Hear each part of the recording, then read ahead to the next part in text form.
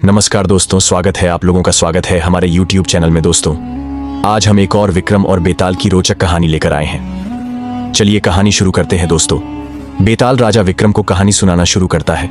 कहता है, सुनो राजन, भोगवती नाम की एक नगरी थी। उसमें राजा रूपसेन राज करता था। उसके पास चिंतामणि नाम का एक तोता था। एक दिन राजा ने उससे पूछा, हमारा ब्याह किसके साथ होगा?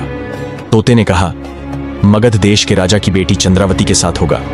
राजा ने ज्योतिषी को बुलाकर पूछा तो उसने भी यही कहा। उधर मगध देश की राजकन्या के पास एक मैना थी। उसका नाम था मदन मंजरी। एक दिन राजकन्या ने उससे पूछा कि मेरा विवाह किसके साथ होगा? तो उसने कह दिया कि भोगवती नगर के राजा रूपसेन के साथ। इसके बाद दोनों को विवाह हो गया। रानी के साथ उसकी मैना भी आ गई। राजा रानी ने तोता मैना का ब्याह करके उन्हें एक पिंजड़े में रख दिया। एक दिन की बात की तोता मैना में बहस हो गई। मैना ने कहा, आदमी बड़ा पापी, दगाबाज और अधर्मी होता है। तोते ने कहा, स्त्री झूठी, लालची और हत्यारी होती है। दोनों का झगड़ा बढ़ गया तो राजा ने कहा, क्या बात है, तुम आपस में लड़ते क्यों हो? मैना ने कहा, महाराज, मर्द बड़े बुरे होते हैं। इसके बाद मैना ने एक कहानी सुनाई। इलापुर नगर में महाधन नाम का एक सेठ रहता था। विवाह के बहुत दिनों के बाद उसके घर एक लड़का पैदा हुआ। सेठ ने उसका बड़ी अच्छी तरह से लालन पालन किया, पर लड़का बड़ा होकर जुआ खेलने लगा। इस बीच सेठ मर गया। लड़के ने अपना सारा धन जुए में खो दिया। जब पास में कुछ न बचा तो वह नगर छोड़कर चंद्रपुरी नामक नगरी में जा पहुंचा। वहां हेमगुप्त नाम का साहूकार रहता था। उसके पास जाकर उसने अपने पिता का परिचय दिया और कहा कि मैं जहाज लेकर सौदागरी करने गया था। माल बेचा, धन कमाया, लेकिन लौटते में समुद्र में ऐसा तूफान आया कि जहाज डूब गया और मैं जैसे तैसे बचकर यहां आ गया। उस सेठ की एक लड़की थी, रत्नावती। सेठ को बड़ी खुशी हुई कि घर बैठे इतना अच्छा लड़का मिल गया। उसने उस लड़के को अपने घर में रख लिया और कुछ दिन बाद अपनी लड़की से उसका ब्याह कर दिया। दोनों वहीं रहने लगे। अंत में एक दिन वहां से विदा हुए। सेठ ने बहुत सा धन दिया और एक दासी को उनके साथ भेज दिया। रास्ते में एक जंगल पड़ता था। वहां आकर लड़के ने स्त्री से कहा, यहां बहुत डर है, तुम अपने गहने उतार कर मेरी कमर में बांध दो। लड़की ने ऐसा ही किया। इसके बाद लड़के ने कहारों को धन देकर डोले को वापस करा दिया और दासी को मारकर कुएं में डाल दिया। फिर स्त्री को भी कुएं में पटक कर आगे बढ़ गया। स्त्री रोने लगी। एक मुसाफिर उधर जा रहा था।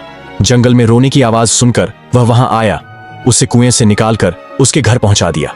स्त्री ने घर जाकर माँ बाप से कह दिया कि रास्ते में चोरों ने हमारे गहने छीन लिए और दासी को मारकर मुझे कुएं में ढकेल कर भाग गए। बाप ने उसे ढाढ़स बंधाया और कहा कि तू चिंता मत कर, तेरा स्वामी जीवित होगा और किसी दिन आ जाएगा। उधर वह लड़का जेवर लेकर शहर पहुंचा। उसे तो जुए की लत लगी थी।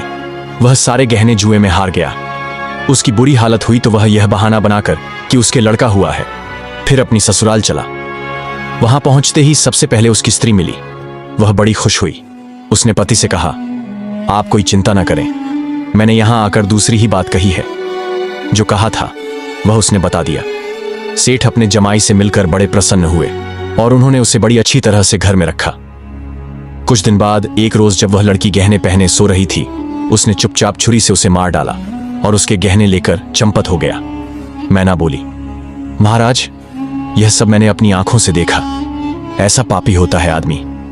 राजा ने तोते से कहा, अब तुम बताओ कि स्त्री क्यों बुरी होती है? इस पर तोते ने यह कहानी सुनाई। कंचनपुर में सागर दत्त नाम का एक सेठ रहता था। उसके श्रीदत्त नाम का एक लड़का था। वहां से कुछ दूर पर एक और नगर था, श्री विजयपुर। उसमें सोमदत्त नाम का सेठ रहता था।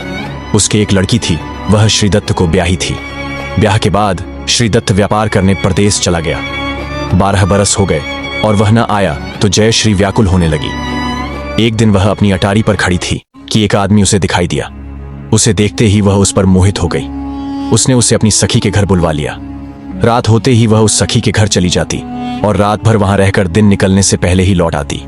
इस तरह बहुत दिन बीत गए। इस बीच एक दिन उसका पति परदेश से लौट आया। स्त्री बड़ी दुखी हुई। अब वह क्या करे? पति हारा थका था। जल्दी ही उसकी आंख लग गई और स्त्री उठकर अपने दोस्त के पास चल दी। रास्ते में एक चोर खड़ा था। वह देखने लगा कि स्त्री कहां जाती है। धीरे धीरे वह सहेली के मकान पर पहुंची। चोर भी पीछे पीछे गया। संयोग से उस आदमी को सांप ने काट लिया था और वह मरा पड़ा था। स्त्री ने समझा सो रहा है। वहीं आंगन में पीपल का एक पेड़ था जिस पर एक पिशाच बैठा यह लीला देख रहा था। उसने उस आदमी के शरीर में प्रवेश करके उस स्त्री की नाक काट ली और अब फिर उस आदमी की देह से निकलकर पेड़ पर जा बैठा। स्त्री रोती हुई अपनी सहेली के पास गई। सहेली ने कहा कि तुम अपने पति के पास जाओ और वहां बैठकर रोने लगो। कोई पूछे तो कह देना कि पति ने नाक काट ली है। उसने ऐसा ही किया। उसका रोना सुनकर लोग इकट्ठे हो गए। आदमी जाग उठा। उसे सारा हाल मालूम हुआ तो वह बड़ा दुखी हुआ। लड़की के बाप ने कोतवाल को खबर दे दी। कोतवाल उन सबको राजा के पास ले गया। लड़की की हालत देखकर राजा को बड़ा गुस्सा आया। उसने कहा, इस आदमी को सूली पर लटका दो। वह चोर वहां खड़ा था। जब उसने देखा कि एक बेकसूर आदमी को सूली पर लटकाया जा रहा है तो उसने राजा के सामने जाकर सब हाल सच सच बता दिया। बोला, अगर मेरी बात का विश्वास न हो तो जाकर देख लीजिए, उस आदमी के मुंह में स्त्री की नाक है। राजा ने दिखवाया तो बात सच निकली। इतना कहकर तोता बोला, हे राजा, स्त्रियां ऐसी होती हैं।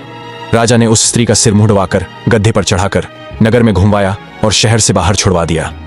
यह कहानी सुनाकर बेताल बोला, राजा बताओ कि दोनों में ज्यादा पापी कौन है? राजा ने कहा, स्त्री। बेताल ने पूछा, कैसे? राजा ने कहा, मर्द कैसा ही दुष्ट हो, उसे धर्म का थोड़ा बहुत विचार रहता ही है, स्त्री को नहीं रहता, इसलिए वह अधिक पापिन है। दोस्तों, यदि स्टोरी अच्छी लगी हो तो चैनल सब्सक्राइब करें। धन्यवाद दोस्तों, मिलते हैं अगली वीडियो में।